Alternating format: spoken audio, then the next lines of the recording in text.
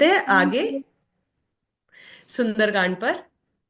अगला हमारा जो मुझे लगता है सुंदरकांड, कोई भी ऐसा व्यक्ति नहीं होगा जिसने सुंदरकांड का पाठ ना किया हो, क्योंकि नॉर्मली सभी कांडों का जो पठन है नहीं किया जाता, किंतु सुंदरकांड का पाठ हनुमान जी की भक्ति को पाने के लिए, श्री राम की कृपा को पाने के लिए हर मंगलवार और शनिवार को किया जाता है।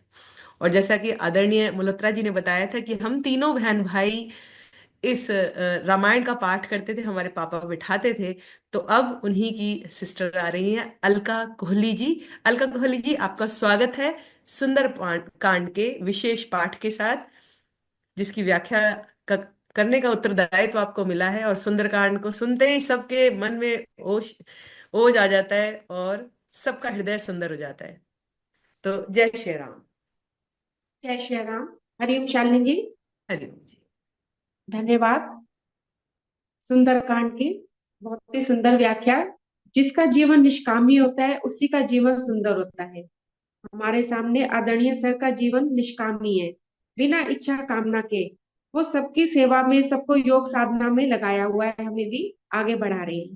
तो ऐसे ही जीवन हनुमान जी का है। सुंदरकांड में उन्हीं के बारे में है सभी कुछ। हनुमान सुंदरकांड में कुछ मुख्य घटनाक्रम है।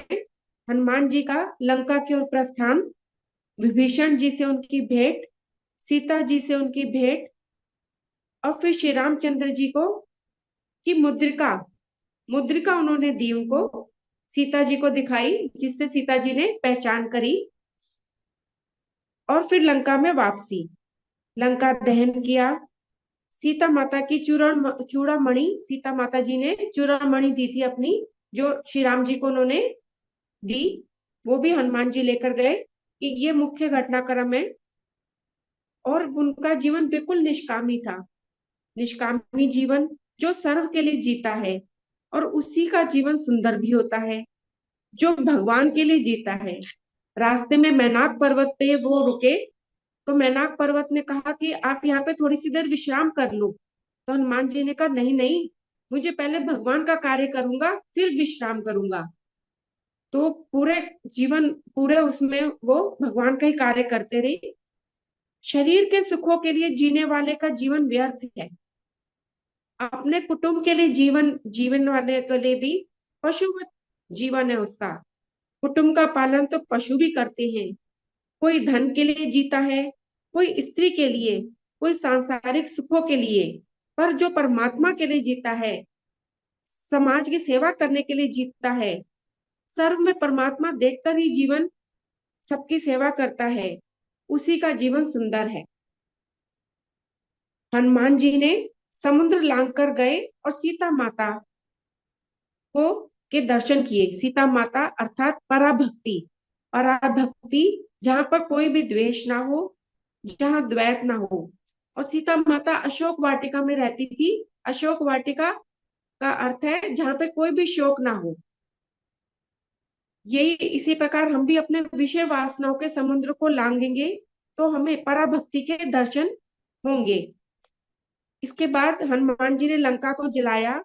लंका का उल्टा होता है काल। लंका का उल्टा होता है काल। हनुमान जी ने लंका को जलाकर काल को जीत लिया। अब काल उन्हें कभी मार नहीं सकता। कहते हैं आज भी जहां पर रामायण की चर्चा, श्री राम जी का गुणगान होता है, वहां पर हनुमान जी किसी ना किसी रूप में अवश्य उपस्थित होते हैं और हरि सुमिरन सुनते हैं। इसी प्रकार हनुमान जी ने राम और सीता को मिलवाकर उनके गृहस्थ जीवन को बचाया। सुग्रीव को सुग्रीव को भी अपनी पत्नी से मिलवाकर उनके भी गृहस्थ जीवन को बचाया। और लक्ष्मण जी के लिए संजीवनी बूटी लाकर उनके और उर्मिला जी के परिवार गृहस्थ जीवन को भी बचाया। और विभीषण जी को भी के भी जीवन की रक्षा करी। इसी में कुछ चौपाइयां जो मुझे बहुत प्रिय हैं, वह इस प्रकार है।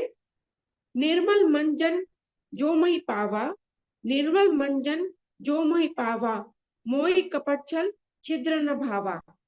श्री राम जी ने कहा है कि जिसका मन निर्मल होता है, वो व्यक्ति ही मेरे सामने आएगा, वही मुझे प्रिय है। मुझे छल छल कपट कुछ भी नहीं भाता है।